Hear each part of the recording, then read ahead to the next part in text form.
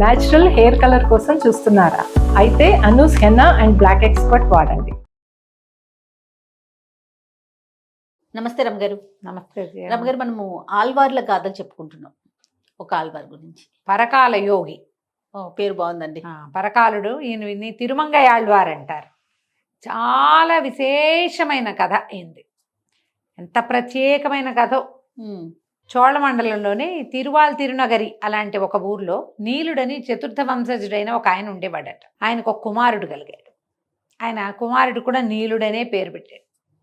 తర్వాత కాలంలోనే ఈయనకి పరకాలుడు అనే పేరు వచ్చింది.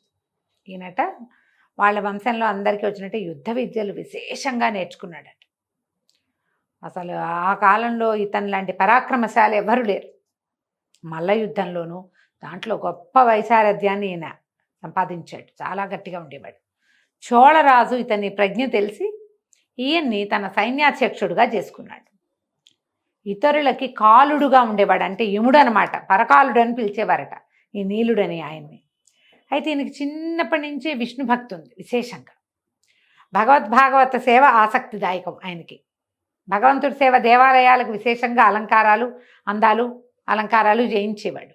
అక్కడి నుంచి భాగవతులు ఎవరైనా విష్ణు భక్తులు వాళ్ళు రోడ్డు మీద వెళ్తుంటే వాళ్ళకు పలకి కట్టించడం, వాళ్ళు ఏదైనా యాత్రకు వెళ్తా ఉంటే యాత్రకు సరిపడా సంబారాలు చేయటం, వాళ్ళ ఇంట్లో పూజ అంటే వాళ్ళకి ఇవ్వటం, అలా చేసేవాడు. ఈయన కప్పం కట్టాలి, సర్వసైన్యాధ్యక్షుడు కప్పాలు వసూలు చేసి కట్టాలి. ఆ డబ్బంతా ఈయన భగవంతుడి సేవకి భాగవత సేవకి విశేషంగా నిర్వహించేసేవాడు. రాజుగారికి కప్పాలు కట్టేవాడు కాదు. కానీ ఏదైనా సందర్భంలో యుద్ధం అంటే పరకాలుండే తలుచుకునేవాళ్ళు. కొంతకాలానికి ఎప్పుడైతే ఈయన విష్ణుభక్తి తీవ్రమైపోయిందని తెలుసుకున్నారో చుట్టుపక్కల జనాలు రాజుగారికి అందించారు. ఈయన మీ డబ్బులన్నీ కైంకర్యం చేస్తున్నాడు, చూసుకోండి. ఈ రాజు తీవ్రంగా ఆయన్ని దండించి బంధించేశాడట. 3 రోజుల పాటు ఒక విష్ణువాలయంలో బంధించి ఉంచారు. 3 రోజులు నిరాహారుడుగా విష్ణువాలయంలో ఉండిపోయాడు. ఈయన ముందు పారిపోయాడు. రాజు పట్టుకునే ప్రయత్నం చేస్తే పారిపోతూ ఒక విష్ణువాలయం దగ్గర చిక్కేసరికి ఆలయంలో చేర్చారు. 3వ రోజున తెల్లవారుజామున కంచి వరదరాజస్వామిని శరణుజొచ్చాడు ఈయన. అప్పుడు కంచి వరదుడట ఈయన కల్లో కనపడి కాంచీపురం దగ్గర ఒక చోట నిధిని చూపించాడట. నిధి ఉంది, నువ్వు అప్పుల్లోంచి బయటపడమని. భగవంతుడు అట్లా అతనికి ఇది అవకాశం ఇచ్చాడనమాట. ఇచ్చేసరికల్లా ఏమైంది, ఈయన రాజుకు చెప్పాడు, కాంచీపురం రండి, మీకు మీ డబ్బంతా మీ అప్పంతా తీర్చేస్తాను అని. ఆ కాంచీపురం వరదరాజస్వామి పెరుమాళ్ళు సన్నిధి నుంచి కొంత దూరం వెళ్ళాక అదేదో నది ఉంది అక్కడ, వేగవతి ఏదో నది, అక్కడే ఆ నదీ తీరంలో ఈయనకి లంకె బిందెలు దొరికినాయి. భగవంతుడు ఆజ్ఞ ఇచ్చాడుగా, ఆజ్ఞ ప్రకారమే వరదరాజస్వామి ఇచ్చిన అనుజ్ఞతోటి తవ్వకాలు జరిపించి ఆ నిధిని చోళరాజుకి అప్పచెప్పేసరికల్లా చాలా సంతోషించారు, నిధి తీసుకున్నారు. ఎప్పుడైతే ఈ భగవంతుడు తనకు అట్లా కనపడి ఆ రకంగా సిద్ధి ఆయన ఏం చెప్పాడో కల్లో, అది స్వప్న సందేశం ఏది జరిగిందో ఏది ఇవ్వబడిందో అది అట్లా కనపడింది కదా, ఆయనకి భక్తి విపరీతంగా అయిపోయిందట. అమిత భక్తిపరుడుగా ఉన్నాడు. అయితే ఆ కాలంలో ఏమైందట, కొంతమంది అప్సరసలు భూలోక విహారానికి వచ్చి ఒక బాలికని దిగవిడిచి వెళ్ళిపోయారట. అక్కడ ఒక తామర పువ్వు పుచ్చుకుని ఆ అమ్మాయి ఎక్కడ నుంచుని ఉండిపోయిందట నదీ తీరంలో. ఆమెకి ఇంటికి వెళ్ళే దారి తెలియదు. ఆ దారిలో వెళ్తున్నటువంటి ఒక వైద్యుడు ఆమెను చూసి, ఆ పిల్ల పరమాద్భుత దేవతా సౌందర్యానికి చూసి పరవశించిపోయి ఆమెను తన కూతురుగా భావించి ఆమెను అడిగేట, నాతో రా, నేను నిన్ను పెంచుకుంటానని, నాకు ఇంకెవరు లేరు, నువ్వే కనపడ్డావు, నువ్వే నా తల్లివి తండ్రివి అని ఆయనతో పాటు ఇంటికి వచ్చేసింది ఆ బాలిక. వస్తే ఆ పిల్లని పెంచుకున్నారు వాళ్ళు. తల్లి కూడా ఆయన భార్య, వైద్యుడి భార్య కూడా ఎంతో సంతోషించిందట. సంతోషించి ఈ పిల్లని పెంచుకున్నారు. తామర పువ్వు పుచ్చుకుని కనపడింది కదా, కుముదవల్లి అని పేరు పెట్టారు. కొద్ది రోజుల్లో పిల్ల చక్కగా పెద్దదైంది. అయితే ఇప్పుడు ఈ పరకాలుడిగా పేరు పొందిన ఈయన ఉన్నాడుగా, ఈ నీలుడని ఆయన, ఈయనకి ఎవరో చెప్పారు, ఎంత అద్భుత సౌందర్యవతి ఉందో ఈ వైద్యుడి దగ్గర, నువ్వు ఆ అమ్మాయిని చూసి తీరవలసిందే అని. ఈయన ఈ వైద్యుడింటికి వచ్చి ఈ అమ్మాయి మీద వ్యామోహపడ్డాడు. ఆ పిల్లని వివాహం చేసుకోవాలని అడిగాడు. అయితే వాళ్ళు కూడా సంతోషించారు. ఈయన పరకాలుడు చాలా గొప్ప పేరున్న సైన్యాధ్యక్షుడు, పైగా భగవంతుడి అనుగ్రహంతో నిధి లభించిన వాడు, విశేషమైన వాడు కదా. అప్పుడు వాళ్ళు ఏమన్నారు, అట్లాగే తప్పకుండా మా పిల్లని మీకు ఇచ్చి పెళ్లి చేస్తామన్నారు. ఎప్పుడైతే ఈ కుముదవల్లికి పరకాలుడికి ఇచ్చి తన తల్లిదండ్రి తనని వివాహం చేయదలుచుకున్నారని తెలిసిందో, ఈ అమ్మాయి ఏం చెప్పిందంటే, పంచ సంస్కారాలు జరిగిన వైష్ణవుడినే నేను వివాహం చేసుకుంటాను, వైష్ణవుడు కాకపోతే నాకు వివాహం పనికిరాదు. పంచ సంస్కారాలు అంటే సంస్కారాలు చాలా చేస్తారు, శంఖచక్రాంకితులుగా ఉండాలి. సరే ఒప్పుకున్నాడు ఆయన. దాంతోపాటు ఆవిడ ఏం చేసింది, 1 ఏడాది పాటు రోజుకి 1000 మంది భాగవతోత్తములకి మీరు ఇది చేయాలి, ఏమంటారు, తదీయారాధన. తదీయారాధన అంటే భోజనం పెట్టాలి. పెడితే నీతో కాపురం చేస్తా.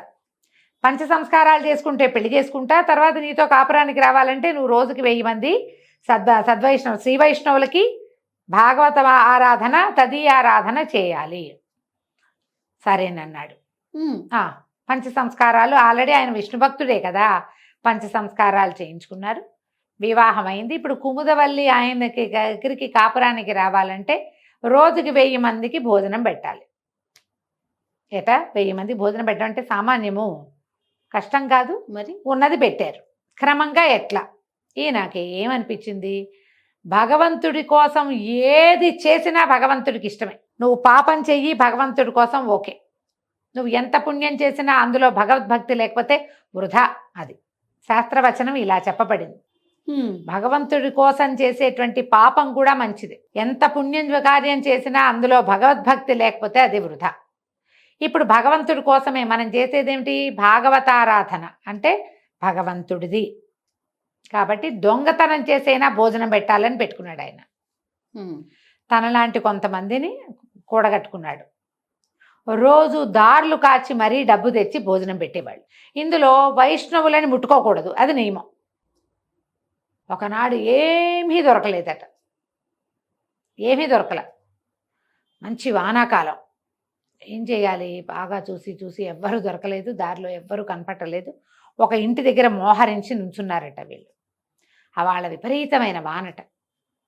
ఆ ఇంటి ఆవిడ భర్తకి భోజనం పెట్టి ఆ కంచం గడగడానికి పెరట్లోకి వెళ్తే ఆ వానకు ఓరవలేక వాకిలి వైపుకి వచ్చి కంచంలో ఉన్న నీళ్ళు ఇట్లా విసరబోయిందట. ఎప్పుడైతే ఈవిడ కంచాన్ని ఇట్లా అన్నదో వెండి కంచం కనపడి ఈ పరకాలుడు పక్కన నిలబడి ఉన్నాడు, కంచాన్ని పట్టుకున్నాడట. ఆవిడ వెంటనే కంగారు పడి అస్మద్గురుభ్యో నమః అందట. గురువుకి నమస్కారం అంది. అనగానే ఆయనకి తెలిసింది మనం వైష్ణవుల ఇంట్లో దొంగతనానికి వచ్చాము అని. చటుక్కున కంచం వదిలేశాడు. ఆవిడ కంగారు పడి భర్తకి లోపలికి వెళ్ళి చెప్పింది, ఎవరో నా చేతిలోంచి కంచం పట్టుకున్నారు, నేను అస్మద్గురుభ్యో నమః అనగానే వదిలిపెట్టేశారు. అనేసరికి ఆయన అన్నట, అయ్యో పరకాలుడు తదీయారాధన కోసం దారులు కాస్తున్నాడని వార్తలు వస్తున్నాయి, అతడే నీ చేతిలో ఉన్న కంచం పట్టుకున్నాడేమో, మనం వైష్ణవులమని తెలిసి వదిలిపెట్టాడు, ఎంత అపరాధం చేసాం, ఆయన పెట్టే భోజనమే మన కంచం వెళ్ళిపోయేది, అందులోకి పోతే పోయేది, అయ్యో అయ్యో అని బయటికి వెళ్ళి వెతికారు వాళ్ళు. ఆయన కనపడ్డాడు. ఆయన క్షమించమన్నాడు, వీళ్ళు క్షమించమన్నారు. అలా ఉండేది ఆ కాలం, అట్లాంటిదన్నమాట. ఈయన ఈ దొంగతనం వ్యవహారంలోనే ఉంది. అయితే ఇంత చేస్తూ ఉంటే రంగనాథుడికి ఈయన మీద కృప కలిగిందట. ఇతన్ని పరీక్షించాలి ఎలాగైనా. ఆ పరీక్షించడం ఎట్లా, ఏం చేశారట, ఒక నిర్జనమైన అరణ్యంలో పెళ్లి కుమారుడు పెళ్లి కుమార్తెగా శ్రీరంగనాథుడు రంగనాయకి ఇద్దరు పల్లకీలో. అక్కడి నుంచి ఏమో బ్రహ్మదేవుడే పురోహితుడు, బోయిలు అందరూ పల్లకి మోసే వాళ్ళంతా దేవతలు. మొత్తం రంగం సిద్ధమైంది. వీళ్ళు దారులు కాస్తున్నారుగా, పరకాలుడు అతని వాళ్ళు వీళ్ళంతా కలిసి వాళ్ళు అడవిలో మోహరించి ఉండగా ఈ పల్లకి వచ్చింది. ఊరేగింపు, పెళ్లి ఊరేగింపు ఎంత విశేషంగా వస్తోందో, ఎంత కళకళలాడిపోతోందో. అసలు ఇదే పల్లకీయే బంగారపు పల్లకి కాదు, ఇట్లాంటిది ఒక్కటి కొడితే సంవత్సరం అంతా అయిపోతాయి భోజనాలు. ఆపేసరికల్లా ఏమైంది, అందరినీ ఆపిన తర్వాత అందరూ కంగారు పడ్డారు. కొంతమంది దెబ్బలు తిన్నారు, తినకుండాను ఇదైపోయారు. అయిపోయిన తర్వాత ఈ మొత్తం సొమ్మంతా ఒక చోట పోసేసి మొత్తం అంతా మూటలు కట్టారట. మూటలు లేపలేకపోయారట వీళ్ళు. సొమ్మంతా ఒక చోట పడేయండి, మేము ఎవరిని ఏం చెయ్యం, ఏదో కొంచెం బెదిరించారు అంతే, కత్తులు కటార్లు చూపించి. వాళ్ళు మొత్తం బంగారం అంతా దిగనుడ్చి ఒక సంచుల్లో మూట కడితే సంచి లేవదే ఎప్పటికీ. దాంతో పరకాలుడు ఈ పురోహితుడిని పట్టుకుని, పురోహితుడిగా ఉన్నది ఎవరు, బ్రహ్మదేవుడిని పట్టుకుని, దుర్మార్గుడా నువ్వు పురోహితుడు, ఏదో మంత్రం వేసావు అందుకే ఇవి బరువు లేవటం లేదు, ఇంతకంటే పెద్ద పెద్దవి మోసిన వాళ్ళం మేము, మేము ఎందుకు లేపలేకపోతున్నాం, ఏ మంత్రం వేసావో మంత్రం కట్టు విప్పుతావా చంపేమన్నావా. బ్రహ్మదేవుడు ఈ పురోహితుడు రూపంలో ఉన్నాయని అన్నట్ట, నేనేం వేస్తానయ్యా మంత్రము, ఆ పల్లకీలో కూర్చున్నాడు చిరునవ్వులు చిందిస్తూ, ఆయన మహామంత్రగాడు పెళ్లి కుమారుడు, వెళ్ళి ఆయన దగ్గరికి వెళ్ళు, నువ్వు ఆయన కనుక్కో, నీకు చెప్తాడు అనేసరికల్లా ఈయన గబగబా వెళ్ళి పల్లకీలో ఉన్న పెళ్లి కుమారుడిని చూడబోయట. ఆ పెళ్లి కుమారుని చూసరికి మంత్రముగ్ధుడైపోయాట. ఆయన ఏం చేశాట, తల పట్టుకుని దగ్గరికి లాగి చెవిలో అష్టాక్షరి ఉపదేశం చేశాడట. ఈ మంత్రం ఈ బరువు లేవడానికి ఉపదేశం కావాలిగా, ఏదో ఒక మంత్రం చెప్తే ఈ బరువు లేస్తుంది. ఎప్పుడైతే నారాయణ మంత్రం ఉపదేశించబడిందో ఈయనకి గాల్లో తేలిపోతున్నట్టు అయిపోయాట. పంచ సంస్కారాలు జరిగినప్పుడే ఆయనకి మంత్రోపదేశం జరిగింది. ఇప్పుడు భగవంతుడి చేత చెప్పించుకోవటం ఇది, అది ఆయనే చెవిలో చెప్పాడు. చెప్పేసరికల్ ఇట్లా గాల్లో తేలిపోతున్నట్టు అయిపోయి, అప్పుడు చూస్తే ఏముంది, వీరందరూ మొత్తం స్వరూపాలతోటి కనపడడం మొదలుపెట్టారు. భగవంతుని నోట్లోంచి స్వరం, ఆయన నుంచి శ్వాస. ఇప్పుడు ఆయన నోట్లోంచి శబ్దం వస్తుంది. శబ్దం అంటే ఏమిటి, గాలి కాదు.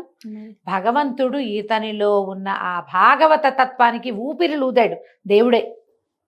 ఆ లోపలికి ఈయన లోపలికి వెళ్ళింది కదా ఆ గాలి, వెళ్ళేసరికి శరీరం తేలికైపోయి ఈ మాంసనేత్రపు ఇది పోయి కంటికేం కనపడుతోంది అది కాదు, దివ్యనేత్రం తెరుచుకుందనమాట. అప్పుడు ఈ గరుడారూఢుడుగా ఉన్నటువంటి నారాయణమూర్తి, పక్కన లక్ష్మీదేవి, బ్రహ్మాది దేవతలందరూ కనపడితే సాష్టాంగపడి ఎన్నో పాసురాలు చెప్పాడట ఆయన. ఈయన మామూలుగానే కవిగా చెప్తారు ఈయన్ని. ఎన్ని పాటలో ఎన్ని పద్యాలో పాడేవాట భగవంతుడి మీద. ఇప్పుడు సాక్షాత్ దర్శనమయ్యాక వచ్చే పాట వేరు, భగవంతుడిని ఊహించే పాట వేరు, కంటితో చూసిన పాట వేరు కదా. అప్పుడు ఆయన ఎంతో సంతోషించి, నీవు చేసిన తదియారాధనే అత్యంత ప్రియతమమైనది, నీలాంటి వాడు ఇంకొకడు లేడు, నువ్వు చేసిన ప్రతిదీ నాకు అత్యంత ప్రీతిపాత్రమైనవి. దొంగతనం చేసైనా భాగవతోత్తములకి భోజనం పెట్టాలనే నీ ఉద్దేశమే నాకు నచ్చింది కాబట్టి నేను నీకు కనపడ్డాను. ఈ రోజు నుంచి నువ్వు తిరుమంగై ఆళ్వారుగా, మంగై అంటే దొంగ, గొప్ప దొంగ ఆళ్వారు అన్నమాట. ఈయన దొంగతనమే కదా ఏం చేసిన. పరకాలుడు అంటారు, పరకాల యోగి తిరుమంగై ఆళ్వారు. ఎంతకాలమో భార్యతో కలిసి సేవించి విశేషంగా ఆ తర్వాత భగవంతుడిలో లీనమైపోయాడు, రంగనాథుడిలో. తిరుమంగై ఆళ్వారు. చాలా కథ ఎంత బాగుంది కదా, అద్భుతం. చాలా బాగుంది రమ్మ గారు. నమస్తే. నమస్తే.